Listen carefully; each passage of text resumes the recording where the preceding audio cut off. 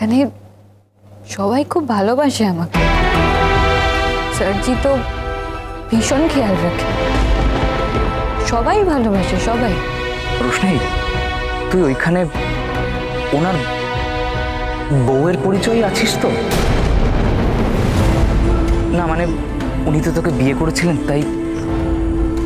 এখন এসব কথা থাক না রে রাজীব। তোর সাথে যদি আবার কখনো দেখা হয় তখন তোকে সব বলবো আমি। তুই মন দিয়ে পড়াশোনা করিস, ঠিক আছে? আর শোন না,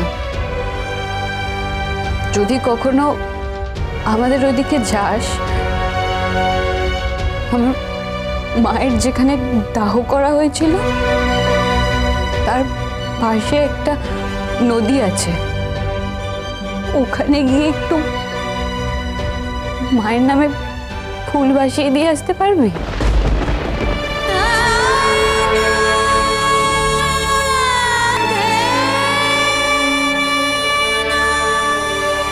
মন খারাপ করিস না রোশনি, আন্টি তোকে দেখতে পাচ্ছে। আমি রাখছি রে রাজীব, স্যারজির ফোনটা অনেকক্ষণ ধরে আটকে রেখেছি, কোনো ইম্পর্টেন্ট কল আসতে পারে। একটা সত্যি কথা বলবি? তুই সত্যি ভালো আছিস রে রোশনি? হ্যাঁ রে রাজীব, আমি ভালো আছি। তুই ভালো করে লেখাপড়া করিস, ভালো থাকিস। আমি রাখছি রে এখন। টাটা।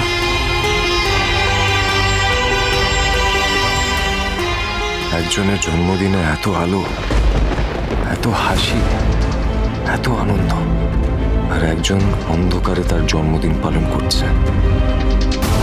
অথচ সম্পর্কে এরা দুই বোন। আমরাও ভালো ব্যবহার করছি না রোশনের সঙ্গে। সত্যি তো, রোশনের কি দোষ? ওর সঙ্গে যদি কারোর অ্যাফেয়ার থাকে তাতেই বা ওর দোষটা কোথায়? ওর জীবনে যা যা ঘটেছে সবই তো একটা অ্যাক্সিডেন্ট।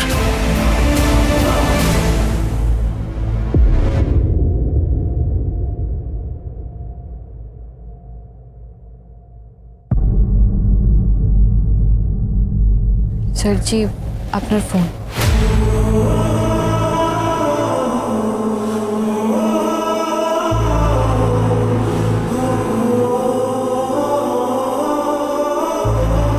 Happy birthday Roshni.